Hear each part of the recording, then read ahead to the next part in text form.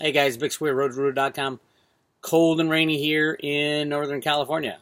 It hasn't rained all winter, believe it or not.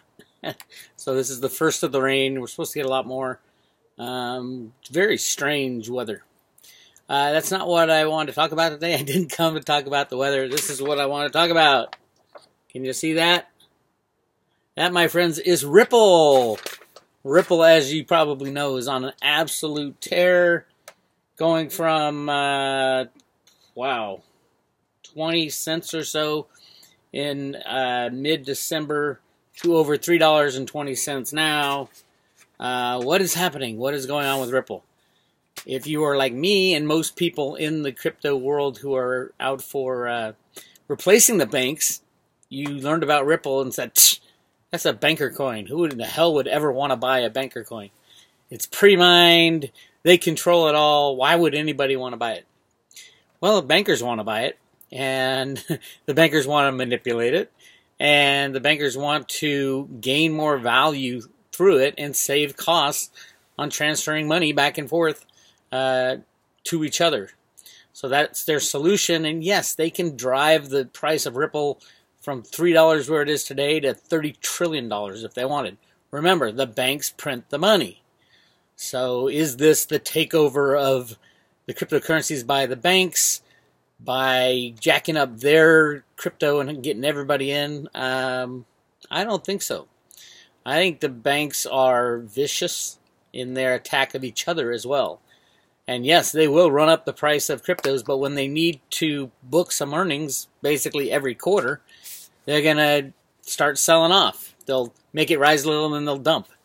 Really interesting concept when you think that they get to print money for free, and we don't. So, do I think Ripple will go through the roof? Probably. But the big risk in Ripple is, one, they control it, and they own most of it. So you're going to be playing Dancing with the Devil. And at the end of the day, if we have another 2008 event where the bankers almost melted down, bankers were looking for any kind of gains they can muster on their books. They were selling off anything that had a positive book value. So, what are they going to do the next time they get in trouble? And they own billions, if not trillions by then, of dollars worth of Ripple. They're going to sell off their Ripple. And you talk about a race for the exit. When banks try to get liquid, it could get pretty ugly. So, I am not going to invest in Ripple. I do think Ripple can go a lot higher, and I also think it could go to zero overnight. If all the banks try to get out at the exact same time, poof, it disappears. And it's the whole concept of buying into their game. Just because they print the fiat money, we shouldn't be looking at our cryptos as far as the gains in fiat money. That's what we're trying to fight against. So count your Bitcoin in Bitcoin, not in US dollars. Count your Litecoin and Litecoin. Count your Amizigo and Amizigoians. Actually, I'd count my Amizigo in Litecoin. Stick crypto to crypto because, remember, they can print the money, and they do. And there is no restraint on how much the Federal Reserve can print. You would think there's a restraint on how much they tell the public about and how much would be traded in the markets. It's ridiculous. They print as much as they want. They don't tell you about it. Same with the government. They don't tell you about all the money that they print. Secret space program is not funded by Catherine Austin Fitz's secret money, 20 trillion or however many trillion hidden away. It's funded by them printing money and not telling anybody about it. It's ridiculous. Even the concept, the difference between $100 million and $1 billion is one electronic zero on a computer. $100 trillion and a quadrillion dollars is one electronic zero on a computer. So that's the mindset we got to get in because this whole thing's going to go sideways very soon. So I expect Ripple to continue to go up. I expect people to get in it. I expect that there will be times, probably before 2 or 3 weeks before every quarter, that the bankers harvest some gains if they need gains for their book. And people panic and run out. But ultimately, Ripple will go down with the fiat unbacked system and the banksters. Mainly because the banks would have to sell their Ripple if they get in another problem like 2008. And we all know they're gonna. It's just when. Steve Mnuchin is clicking his mouse every single day to buy stocks and bonds and anything and to suppress the price of silver and gold just to keep the system going. But the moment that ends, Ripple ends. Because the banks will have to find profits anywhere they can, and they're the vast majority of the holders of Ripple. So, if you're good at dancing with the devil, I say go for it. Buy into Ripple and ride it from $3 to $30 to $300 to $3,000. Just remember that when the devil goes down, the devil goes down hard. The devil went down in Georgia. So yeah, I'd absolutely stay away from Ripple for the moral implications too, that you're helping bankers circumvent the crypto world. But there's all kinds of other problems. For summary, I printed out a pretty good article on it. Some of the problems are the way it was distributed. Ripple Labs, the creators of Ripple, created a network with 100 billion XRP, which is the symbol for Ripple, and no new XRPs have been created since its inception.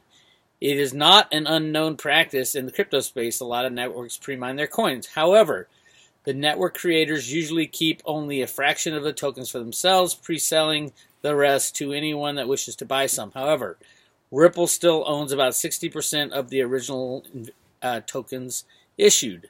This raises a few questions. First, the company could try cashing out and potentially crash the market.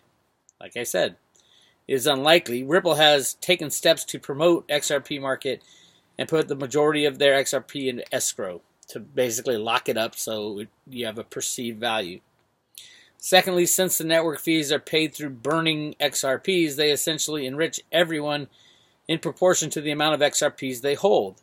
If 1% of the tokens got burned, the remaining tokens would be worth about 1% more, provided the market doesn't change.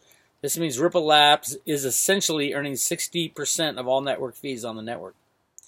Lastly, the amount of XRPs owned by one company gives it a negative reputation. A lot of people in the crypto space dismiss Ripple outright as a pre-mined scam coin just because of the amount of coins owned by Ripple.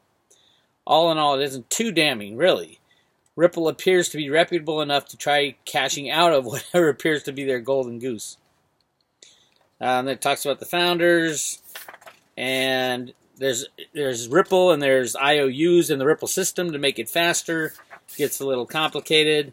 Let me read the summary of this article. In conclusion, he goes on to say, the Ripple network is a very useful Crypto 2.0 tool. However, because of the high flexibility and value propositions of the IOUs on the Ripple network, they are XRP's main competitor in its home court. While XRP is still needed to pay the network fees, most of the remaining value propositions can be seen as overstated. The recent rise in price of XRP appears to be largely relying on market speculation, as in the case for all crypto, and a new exchange coming on the market.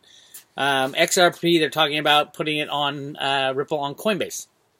It's going to add popularity and volume, and anybody on Coinbase that sees a price go up, they rush into it. It's like a gaggle of lemmings going after anything, a shiny object. Ooh, look over there, look over there. Also, they've added some new banksters to their mix, like Santander and I think American Express or something like that. So yeah, it's a bankster coin. The banks can drive the price up and sell it off. I think it'll be highly volatile, especially nearing the end of each quarter and at year end. Of course, we are at year end right now, and when bankers want to book gains, they're going to rise the price of their assets if they can, and then they'll say, "Hey, look, we're not insolvent. I got $20 billion in Ripple," and the regulator will walk away and say, "Oh yeah, there's the daily price of Ripple." So continue the con is the game. I'm staying away from it, and I know people are going to get into it and make a lot of money. But I think at some point in time, if the banks shutter at all, which I believe they will in 2018, I think the first thing they're going to have to do is sell off their Ripple. And when the banks sell off their Ripple, poof, there goes the market. Because they're probably the largest buyers of Ripple at the moment. So that's my take on Ripple, and yes, it's a bankster coin, and you can dance with the devil if you want. Many people have danced with the devil in the past, and many people have been destroyed by dancing with the devil. So I wish you all the luck in the world with everybody in their cryptos. I would say right now a good buy is Litecoin. I'm loving the rise in PPT. As I said, a lot of these companies are about to release products. PPT is one of them, Populous, and I think it's up at 55 and running. So keep an eye on that. But definitely, if you're looking to buy right now, and you're thinking what's cheap, Litecoin has some big things planned for 2018. And somebody's trying to keep that price low for a while longer. So I would say if you have any cash left, or if you want to make some moves out of one thing into another, like out of Ripple into something good, I'd go for Litecoin. Anyway, this is Bix Weir, roadtoguru.com. I will talk to you guys later.